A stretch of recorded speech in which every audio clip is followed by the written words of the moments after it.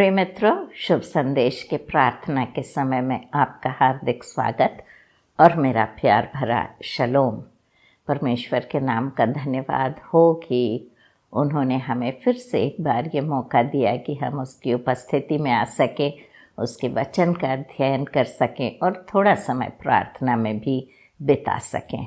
आशा करती हूँ आप सकुशल होंगे और यदि आपको कोई भी तकलीफ़ या परेशानी या समस्या का आप सामना कर रहे हैं तो आप हमारे प्रार्थना की योद्धाओं को ज़रूर संपर्क करें। दिए गए फ़ोन नंबर पे कॉल करें और वो आपके साथ प्रार्थना करेंगे, आपको सलाह देंगे और फिर वो आपके लिए प्रार्थना करना जारी रखते हैं। इसके लिए आप ज़रूर उनसे संपर्क कीजिए। और एक बात याद दिला दूं, जब आप YouTube पर हमारा प्रोग्राम देखते हैं तो आप उसे लाइक और शेयर करना ना भूलिए। कुछ दिन पहले मैं WhatsApp पे एक क्लिपिंग देख रही थी और उस क्लिपिंग के नीचे लिखा हुआ था वंडरफुल मैसेज, डू वॉच। और जब मैंने वो देखा वंडरफुल मैसेज, डू वॉच, तो मैंने फिर उसे ऑन किया वीडियो को और उस क्लिपिंग को देखा। तब मुझे लगा कि जब लोग किसी भी चीज़ को रेकमेंड करते हैं या हमें कहते हैं कि ये अच्छा है, इसे देखो, तो हमारी देखने की इच्छा होती, नहीं तो हम स्क्रॉल कर देते हैं, उसे आगे पीछे कर देते हैं और कभी कभी उसे डिलीट भी कर देते हैं। लेकिन अगर ऐसा कुछ हमें नज़र आता है कि दूसरों को पसंद आया है तो हम भी उसे देखने की इच्छा रखते हैं। इसीलिए मैं कहती हूँ लाइक कीजिए। आपके लाइक करने से हमें कुछ नहीं मिलता, लेकिन दूसरे लोग उत्साहित होते हैं उसे देखने के लिए। तो ज़रूर लाइक और शेयर करना ना भूलें, ताकि जो परमेश्वर का वचन है जो हम आप तक पहुंचाते हैं वो आप तक ही सीमित ना रहे, वरन दूसरों को भी उसका फ़ायदा हो। क्योंकि परमेश्वर का वचन कहता है कि हमें उसके गवाह बनकर जीना है और उसके वचन को दूर दूर तक फैलाना है। तो यदि हम और किसी ज़रिए से नहीं तो हम YouTube के ज़रिए से दूसरों तक इस वचन को पहुंचा सकते हैं। तो ज़रूर इस बात का आप ख्याल रखें, याद रखें और आशा है आप ज़रूर ऐसा करेंगे। और जो भी आपकी प्रार्थना के निवेदन होते हैं तो उन्हें आप कमेंट सेक्शन में लिखना ना भूलिए। और जब आप उसे पोस्ट करते हैं तो मैंने हमेशा आपको बताया है कि मैं खुद वहाँ से आपका नाम लेती हूँ और आपके लिए प्रार्थना करती हूँ और आशा करती हूँ और मुझे विश्वास है कि परमेश्वर उन प्रार्थनाओं को सुनते हैं और उसका जवाब देते हैं और वो प्रार्थना का जवाब आप तक पहुंचता है। तो आइए हम प्रार्थना करके आज का कार्यक्रम शुरू करें। परम प्रधान परमेश्वर पिता, हम तेरे नाम का धन्यवाद देते हैं कि इस पूरे सप्ताह आप हमारे साथ थे, आपकी उपस्थिति हमारे साथ थी। आपने ना हमें छोड़ा ना त्यागा, परंतु हर प्रकार से हमारी मदद और रखवाली की, हर खतरे से बचा के अपनी पनाह में रखा।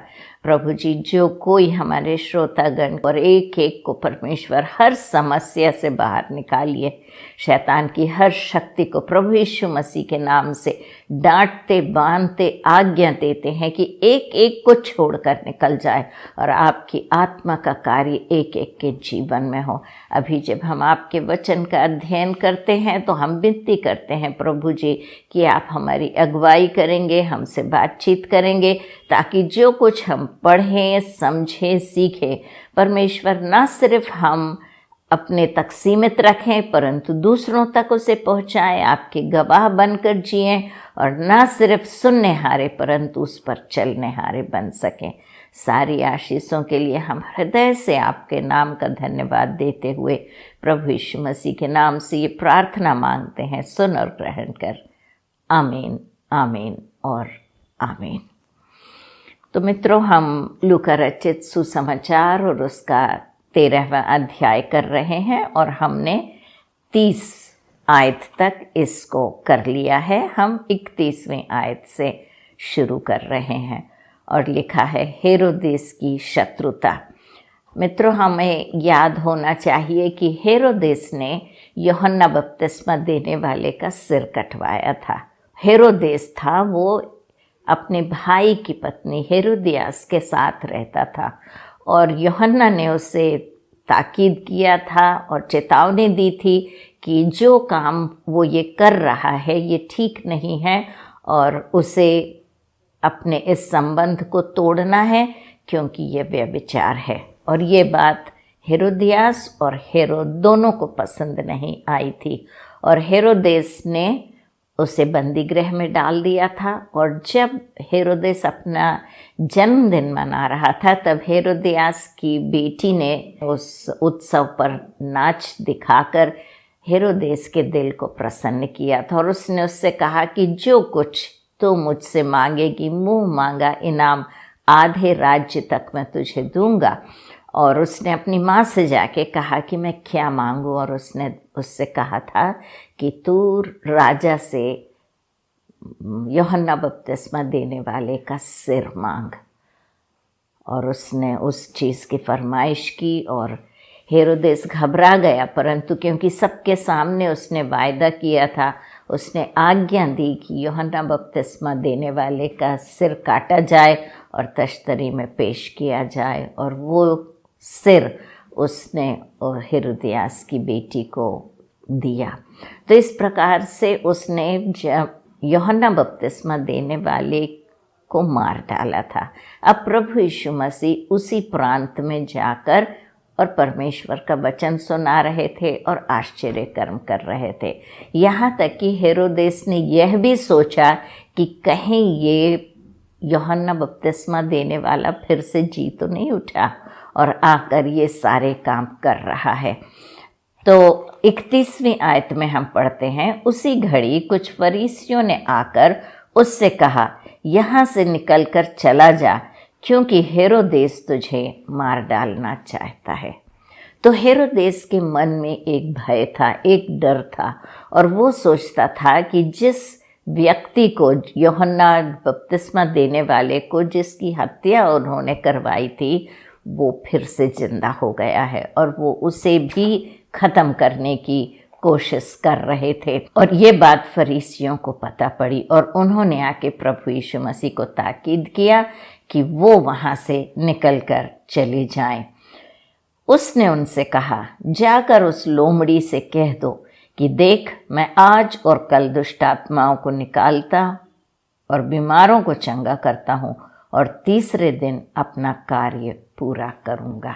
तो प्रभु यीशु मसीह उसे लोमड़ी कहते हैं। लोमड़ी जो होती है वो बहुत चालाक होती है, स्वभाव से बहुत चालाक होती है, और इसीलिए प्रभु यीशु मसीह हेरोदेस को लोमड़ी कह रहे हैं क्योंकि वो बहुत चालाक था।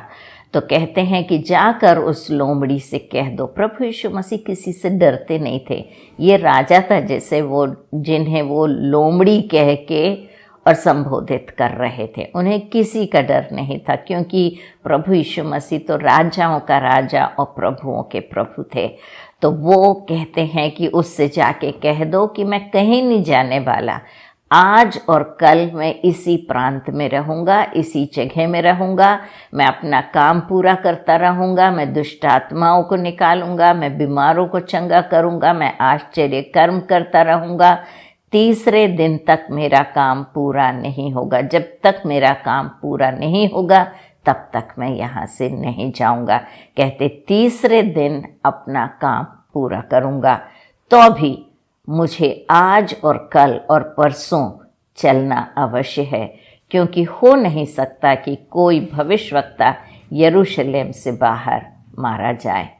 तो प्रभु यीशु मसीह कहते हैं कि मुझे आज और कल और परसों चलना आवश्यक है।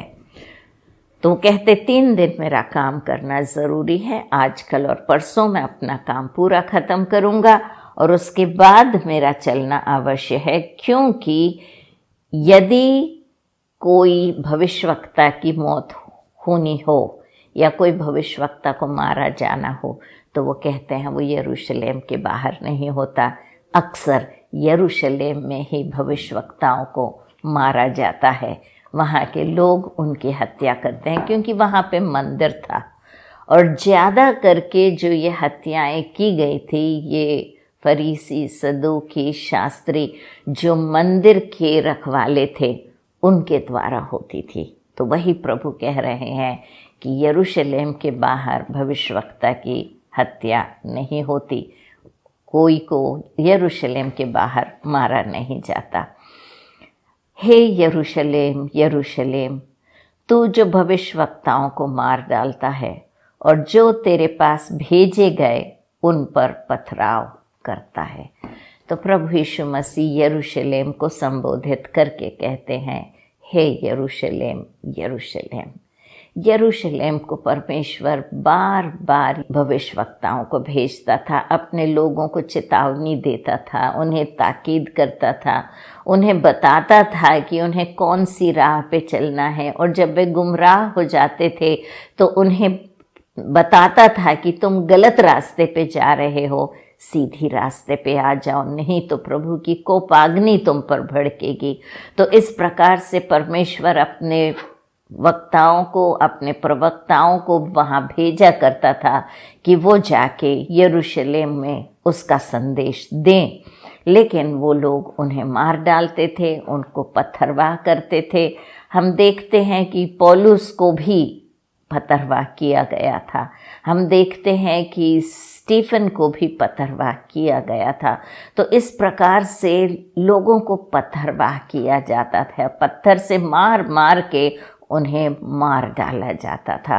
प्रभु यीशु मसीह कह रहे हैं कि तू पत्थरवाह करता है। कितनी ही बार मैंने चाहा कि जैसे मुर्गी अपने बच्चों को अपने पंखों के नीचे इकट्ठा करती है, वैसे ही मैं भी तेरे बालकों को इकट्ठा करूं, पर तुमने यह ना चाहा। तो मित्रों, प्रभु यीशु मसीह एक मुर्गी की तुलना करते हुए बताते हैं कि जैसे मुर्गी अपने बच्चों को अपने पंखों तले समेट लेती है। हम देखते हैं हमारे घर में मुर्गियां पाली जाती थी, तो हमने देखा है कि मुर्गियां कैसे अपने बच्चों को अपने पंखों तले समेट लेती हैं। कोई भी खतरा जब सामने देखती है मुर्गी, तो सारे बच्चों को वो को करके बुला लेती है, और जब वो पास आ जाते हैं तो सारे बच्चों को अपने पंखों तले ऐसे छुपा लेती है कि किसी को वो बच्चे नज़र आते ही नहीं हैं, सिर्फ मुर्गी दिखती है। और जो छोटे मोटे जानवर उस पर हमला करने आते हैं, छोटे चूज़ों पर, उन्हें वो इस तरह छुपा लेती है कि सिर्फ वो दिखती है, और वो जो छोटे मोटे जानवर रहते हैं वो मुर्गी से डर के भाग जाते हैं। लेकिन मैंने देखा है यहाँ तक कि यदि सांप भी आता है बच्चों को उठाने के लिए, तो मुर्गी सांप से भी लड़ पड़ती है। वो डरती नहीं है कि सांप है, विषैला है, वो काट सकता है, वो चोंच से उसे मार मार के भगा देती है, परंतु अपने बच्चों की रखवाली करती है। एक कहानी मैंने पढ़ी थी कि एक गांव में आग लग गई थी और सारा का सारा गांव भस्म हो गया था, सारी झोपड़ियाँ जल गई थी, सारे जानवर खत्म हो गए थे। और वहाँ पर जब बाकी लोग देखने गए, जब सारा गांव जल के भस्म हो गया, तो लोग वहाँ पर देखने गए कि आखिर ये दुर्घटना कैसे हुई और क्या हुआ उसका परिणाम। और वहाँ उन्होंने देखा कि एक जली हुई मुर्गी उन्होंने वहाँ पर देखी, और एक लड़के ने उसे लात मारा क्योंकि वो तो जली हुई मुर्गी थी, लेकिन उसके नीचे से छोटे छोटे चूजे बाहर निकल के भागने लगे। तो मित्रों, उस मुर्गी ने खतरे के समय में अपने चूज़ों को अपने पंख के नीचे दबा लिया और खुद जल गई, परंतु अपने बच्चों को बचा लिया। वही प्रभु यीशु मसीह कह रहे हैं कि जैसे एक मुर्गी अपने बच्चों को पंखों तले छुपा के सुरक्षित रखती है, उसी प्रकार प्रभु यीशु मसीह मुझे और आपको अपने पंखों तले छुपाना चाहते हैं। क्या आप कोई खतरे का सामना कर रहे हैं, कोई बीमारी का सामना कर रहे हैं, कुछ तकलीफ में आप डूबे हुए हैं, कोई बड़ी समस्या आपके आगे आकर खड़ी हुई है और आप उसका सामना नहीं कर पा रहे हैं? मित्रों, आज आपके लिए खुशखबरी है। प्रभु यीशु मसीह कह रहे हैं, ना सिर्फ यरूशलेम को, लेकिन वो मुझे और आपको भी अपने पंखों तले छुपाना चाहते हैं। आपकी क्या ज़रूरत है उसे वो आप तक पहुंचाना चाहते हैं। वो आपके सारे दुख और तकलीफ से आपको छुड़ौती देना चाहते हैं। आज यदि आप उसे अपना मुक्तिदाता ग्रहण करेंगे, यदि आप अपने जीवन को आज उसके हवाले करेंगे, यदि आज आप उस पर विश्वास करेंगे, भरोसा करेंगे, तो वो आपको अपने पंखों तले ले लेंगे। वो कहते हैं कि मैं तुम्हें अपनी आँखों की पुतली के समान संभाल कर रखूँगा। वो कहते हैं जो तुम्हें छूता है वो मेरे आँखों की पुतली को छूता है।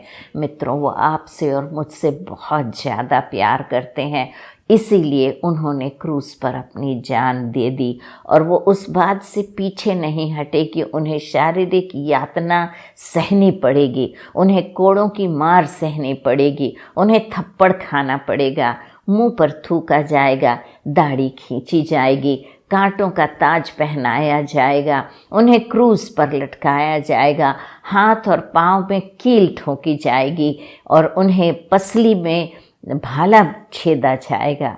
ये सब चीज़ें उन्हें मालूम थी, लेकिन उन्हें ये भी मालूम था कि वो यदि क्रूस पर नहीं चढ़ेंगे तो मुझे और आपको उद्धार नहीं मिलेगा। मित्रों, क्या आज आप अपने जीवन को उनके हवाले करने के लिए तैयार हैं? और यदि हाँ, तो अपना जीवन उन्हें दीजिए, अपने हृदय में उन्हें ग्रहण कीजिए, उन पर भरोसा कीजिए। उन पर जब आप विश्वास करते हैं तो परमेश्वर का वचन कहता है तू और तेरा घराना उद्धार पाएंगे। तो वो कहते हैं यरूशलेम से, मैं कितना चाहता हूँ कि मैं तुझे पंखों के नीचे इकट्ठा कर लूँ, लेकिन तूने नहीं चाहा। देखो, तुम्हारा घर तुम्हारे लिए उजाड़ छोड़ा जाता है और मैं तुमसे कहता हूँ, जब तक तुम ना कहोगे धन्य है वह जो प्रभु के नाम से आता है, तब तक तुम मुझे फिर कभी ना देखोगे। तो प्रभु यहाँ पर कह रहे हैं कि देखो, तुम्हारा घर तुम्हारे लिए उजाड़ छोड़ा जाता है, क्योंकि हम उस पर विश्वास नहीं करते। हम अपने आप के ऊपर विश्वास करते हैं, हम अपनी ताकत पर विश्वास करते हैं, हम परिस्थितियों को देखकर भय खा जाते हैं, हम डर जाते हैं, हम घबरा जाते हैं और हम अपनी ही कोशिश में लगे रहते हैं। और इस प्रकार से हम देखते हैं कि हमारा घर उजड़ जाता है, हमारा जीवन उजड़ जाता है, क्योंकि हम उसकी सहायता लेने से मुकर जाते हैं और हम उसकी सहायता लेने के लिए आगे नहीं बढ़ते। लेकिन वो कहता है, मुझे तुम्हारी चिंता है, मैं तुमसे प्रेम करता हूँ और मैं चाहता हूँ कि तुम अंधकार से रोशनी में आओ, तुम असत्य से सत्य में आओ, तुम मृत्यु से जीवन में आओ। मैं तुम्हें वो एक्सचेंज ऑफर, वो बदले में हमें देना चाहते हैं, हमारे दुख के बदले में हमें सुख देना चाहते हैं, वो हमें उद्धार प्रदान करना चाहते हैं। मित्रों, हम अपने आप को कितनी परेशानियों से घिरा हुआ पाते हैं। कई एक हम में से हैं जिनके सिर पर भारी बोझ कर्जे का है और हम उस कर्जे के नीचे दबे हुए हैं। हम ब्याज तो देते जाते हैं, इंटरेस्ट तो देते जाते हैं, लेकिन पूंजी वैसी की वैसी ही रह जाती है, कैपिटल हम चुकता नहीं कर पाते हैं। और इस प्रकार सालों साल हम ब्याज देते रहते हैं और जितना हमने कर्जा लिया था उससे कई गुना हम ब्याज के तौर पे ही दे देते हैं और हमारी पूंजी वैसी की वैसी ही रह जाती है। हमारा लिया हुआ कर्जा उसी प्रकार हमारे सिर पर चढ़ा रह जाता है। मित्रों, आज मैं आपको बताना चाहती हूँ कि परमेश्वर हमें छुड़ौती देने के लिए तैयार हैं। हर तकलीफ से, हर मुसीबत से कोई भी रकम छोटी या बड़ी नहीं है। जो कुछ भी आपकी तकलीफ है, कोई भी समस्या का आप आज सामना क्यों नहीं कर रहे हैं, आज मैं आपको बताना चाहती हूँ कि परमेश्वर आपको छुड़ौती देना चाहते हैं। मित्रों, हम इस वर्ष के 11वें महीने के अंत में आ पहुँचे हैं और ये समय है कि इस साल की सारी पुरानी चीज़ें और मुसीबतें और दुख तकलीफ़ और कष्ट हम पीछे छोड़ते हुए नए साल की ओर हम आगे बढ़ें। तो मित्रों, प्रार्थना करना सीखें, परमेश्वर से विनती करना सीखें, परमेश्वर पर विश्वास करना सीखें और विश्वास द्वारा उसके दिए हुए वायदे को अपने जीवन में लें। परमेश्वर विश्वास योग्य है, जो वो कहता है उसे वो पूरा करता है। तो आप उस पर विश्वास कीजिए। वो आपके घर को उजड़ा हुआ नहीं देखना चाहता। लिखा है यहाँ पर, देखो तुम्हारा घर तुम्हारे लिए उजाड़ छोड़ा जाता है, और मैं तुमसे कहता हूं जब तक तुम ना कहोगे धन्य है वह जो प्रभु के नाम से आता है, तब तक तुम मुझे फिर ना देखोगे। तो मित्रों, हमारे घर शायद उजड़े हुए हैं, हमारा जीवन उजड़ा हुआ है, हमारी परिस्थिति उजड़ी हुई है, लेकिन हम उसे वैसा ही रहने ना दें। हम ये बात कहें। क्या बात हमें कहना है? वो कहता, जब तक तुम ये ना कहोगे कि धन्य है वह जो प्रभु के नाम से आता है। तो हम प्रभु यीशु मसीह को धन्य कहें, क्योंकि वो प्रभु के नाम से आता है, और जब वो आएगा तो हमारे जीवन को बदल देगा। एक गाना हम गाते हैं कि जब से प्यारा यीशु आया मेरा जीवन बदल गया। मित्रों, ये मेरा खुद का व्यक्तिगत रूप से मैंने इस बात का अनुभव किया है, और मैं बहुत से लोगों को जानती हूँ जिन्होंने प्रभु यीशु मसीह को ग्रहण करके अपने जीवन में एक बदलाव देखा है। ये सच्ची बात है और आप इसका खुद अनुभव करके देख सकते हैं।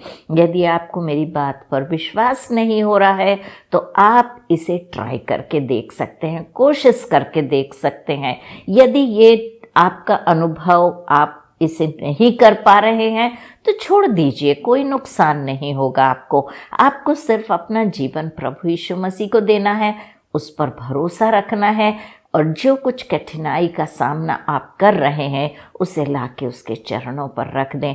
प्रभु का वचन कहता है, परमेश्वर का वचन कहता है, तुम अपने सारे बोझ मेरे सामने लाके रख दो, क्योंकि मुझे तुम्हारी चिंता है। तो हम अपने सारे बोझ उस पर लाद दें। वो हमारे सारे बोझों को लेने के लिए तैयार है, और बदले में हमें सुख, चैन, शांति और खुशी और उद्धार देने के लिए तैयार है। कितना अच्छा एक्सचेंज ऑफर है। हम उसे तकलीफ देते हैं, वो हमें सुख बदले में देता है। इस प्रकार से हम अपने सारे बोझ आज उस पर लाद दें। मित्रों, हम प्रभु यीशु मसीह का धन्यवाद करें, अपना जीवन उसे दें और परमेश्वर से आशीष हासिल करें। परमेश्वर मुझसे और आपसे बहुत प्यार करते हैं। यदि वो हमसे प्यार नहीं करते तो वो अपने पुत्र को हमारे लिए नहीं भेजते। परमेश्वर का वचन यूहन्ना 3:16 में लिखा है, परमेश्वर ने जगत से ऐसा प्रेम रखा। कैसा प्रेम रखा? कि उन्होंने अपना इकलौता पुत्र यानी प्रभु यीशु मसीह को हमारे खातिर इस दुनिया में भेज दिया, ताकि जो कोई उस पर विश्वास करे वह नाश न हो परंतु अनंत जीवन पाए। मित्रों, क्या आप अनंत जीवन पाना चाहते हैं? अगर हाँ, तो आज अपना जीवन प्रभु यीशु मसीह को दीजिए, और आप देखेंगे कि आपके जीवन में एक भारी बदलाव आएगा। ऐसे बदलाव आएंगे जिन्हें हम पैसों से नहीं खरीद सकते। क्या आप में अशांति बसी हुई है? परमेश्वर आपको शांति देने के लिए तैयार है। मित्रों, आज ना सिर्फ आप परंतु अपने सारे परिवार के लिए आप प्रार्थना कीजिए कि परमेश्वर बड़ी से बड़ी आशीष आपको दे। हम दिसंबर के महीने में प्रवेश करने जा रहे हैं। ये हम सबके लिए एक बहुत महत्वपूर्ण महीना होता है, क्योंकि इस महीने की 25 तारीख को हम प्रभु यीशु मसीह का जन्मदिन मनाते हैं। और ना सिर्फ उनके जन्मदिन को हम एक त्यौहार के रूप में मनाएं, लेकिन वो हमारे दिल में सचमुच में जन्म ले, इसकी हम तैयारी करें, अपने जीवन को उसके हवाले करें, और हम अपने सारे परिवार सहित प्रभु यीशु मसीह के नज़दीकी में आ जाएं। अपने पापों को उसके सामने मान लें। प्रभु, मैंने पाप किए हैं, मेरे हाथों से मैंने पाप किए हैं, इन हाथों को पवित्र कर, क्योंकि प्रभु तेरे हाथों में कील ठोंकी गई थी। मेरे पाँव मुझे गलत रास्ते चलाते हैं, लेकिन कील तेरे पाँव में ठोंकी गई। परमेश्वर मुझे सही रास्ते पे चलने की शक्ति दे। परमेश्वर मेरे दिमाग में कितने बुरे विचार उठते हैं, कांटों का ताज तूने पहन लिया। प्रभु मेरे दिमाग को और शुद्ध कर। मेरे दिल में कितनी बुरी दुराशाएं उत्पन्न होती हैं, भाले से तेरे हृदय को छेदा गया। परमेश्वर पिता अपने लहू से मेरे हृदय को धोकर और सारे पापों को निकाल बाहर कर और मुझे शुद्ध कर। मित्रों, जब हम इस प्रकार से प्रार्थना करेंगे और अपने जीवन को प्रभु यीशु मसीह के हवाले करेंगे, तो वो हमारी प्रार्थना के जवाब में हमें उद्धार देंगे।